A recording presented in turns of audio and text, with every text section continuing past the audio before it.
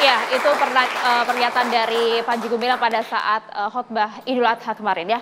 Nah, saya mau ke Pak Abbas dulu. Pak Abbas tadi sampaikan bahwa agama itu wahyu, bukan nafsu. Seperti yang apa yang disampaikan oleh Panji Gumilang, respon Anda? Betul, bahwa Al-Quran itu wahyu dan bukan nafsu. Di sini beliau hanya membicarakan qala Rasulullah sallallahu alaihi wasallam fil Qur'anil Karim. Fil Qur'anil Karim. Saya memahami setelah saya membuka di sini bahwa yang beliau maksud itu apa yang ada dalam Al-Quran tidak langsung Allah yang menyampaikan begitu. Tapi kan masyarakat umum memahaminya bahwa itu bukan kalam Allah. Karena kalau kita pahami kalam Allah, kita diingatkan laisa kamitsli syai'un. Saat saya dibacakan ayat itu, kalau Allah itu berbicara langsung, maka berarti menyerupai sesuatu, ada suaranya dan ada huruf-hurufnya. Oleh karena itu sesungguhnya itu adalah kalam Muhammad yang merupakan wahyu dari Allah. Apa yang dibicarakan Nabi Muhammad itu semata-mata adalah semua dari Allah Subhanahu wa taala. Itu yang dimaksud. Iya, penjelasan Anda. Anda juga cukup mengenal bagaimana seorang Panji Gumilang. Tadi disampaikan, nampaknya Panji Gumilang ini merasa berkuasa, merasa memiliki kepemimpinan yang kuat begitu sehingga dia menafsirkan sendiri agamanya. Oh, tidak begitu. Tidak begitu. Kita yang sudah bersahabat lama tidak seperti itu memahaminya. Karena kalau dikatakan dari aspek sejarah, sudah selesai tahun 63 NII itu, tidak ada lagi. Bahwa kemudian ditafsirkan A, B, C, D, itu kan masa lalu. Banyak pengikut yang mengaku, Pak. Itu masa lalu. Mereka yang mengaku itu mungkin tidak langsung dari Panji Gumilang. Secara ideologis Pak Sudirman? Ya, secara ideologis persis apa yang ada di pesantren layaknya seperti itu. Seluruhnya tidak ada yang aneh bagi saya. Selama 24 tahun saya bersahabat, seperti itu yang saya lihat. Dan klarifikasi ini yang dibawa ke Bareskrim Polri tentang dugaan penistaan agama. Kalau memang klarifikasi ini sejelas ini, kenapa statusnya naik Pak dari penyelidikan ke penyidikan? Dan ada potensi dugaan mengarah ke tersangka. Betul. Itu kan dalam kasus hukum seperti itu ada bahasa penyelidikan, ada bahasa penyidikan. Karena penyelidikan itu baru klarifikasi. Ketika diklarifikasi pertanyaan ini dijawab A, B, C, D, baru kemudian didalami. Pendalaman itulah penyidikan. Karena pihak kepolisian juga melibatkan ulama, kiai, tokoh agama yang berasal dari Majelis Ulama Indonesia. Pak Betul. Sudirman. Artinya kan ya bisa dikatakan adu argumen soal fikih keagamaan punya sudut pandang yang berbeda. Ya. Betul. Tidak ketemu Pak ini Pak, titik Dan mana ya Pak? itu dimungkinkan berbeda karena itu adalah wilayah fikih. Ketika itu wilayah fikih, kenapa kita harus aneh? Fikih itu harus berbeda pendapat. Sudut pandang saya umpamanya dari sini melihat saudara kan seperti apa yang saya lihat.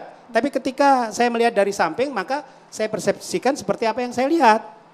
Maka itu adalah persepsi.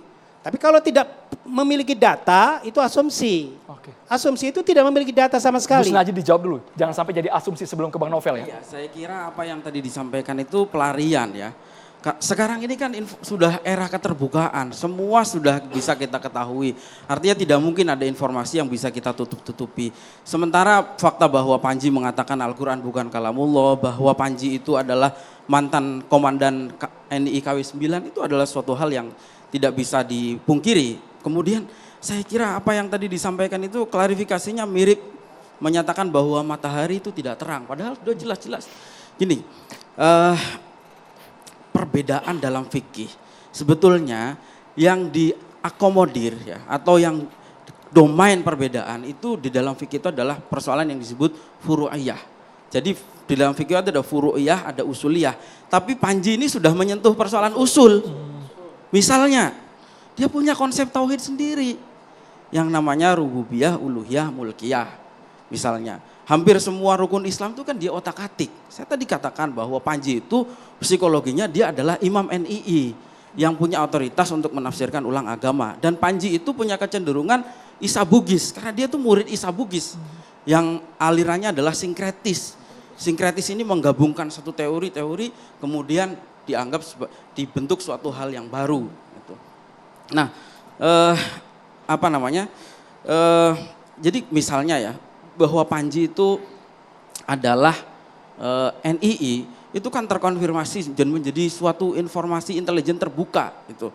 Misalnya ada Wakabin 3 periode, Pak Asad Said Ali menulis di Facebook dan mengkonfirmasi bahwa Panji Gumilang itu adalah seorang pengikut Isa Bugis, menyebarkan ajarannya Isa Bugis tahun 70-an di Cisaat, Sukabumi.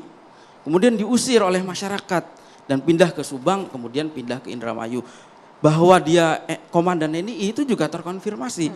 Nah terus begini, kenapa? Karena tadi dikatakan bahwa Panji tidak berhak untuk diadili. Kenapa tidak berhak diadili? Ini kan bukan persoalan keyakinan dia pribadi. Ini sudah mempropagandakan ke publik. Dengan cara? Dia menyampaikannya di dalam berbagai video termasuk melalui channel resmi Az-Zaitun. Kita bisa buka itu Az-Zaitun official di YouTube. Nah begini, soal kebebasan pribadi itu jelas dijamin. Tetapi kalau sudah keluar itu sudah menyangkut kepentingan publik. Di dalam kaidah fikih ada ya dikatakan al-maslahatul ammah muqaddamatun alal maslahatil khassah. Ya.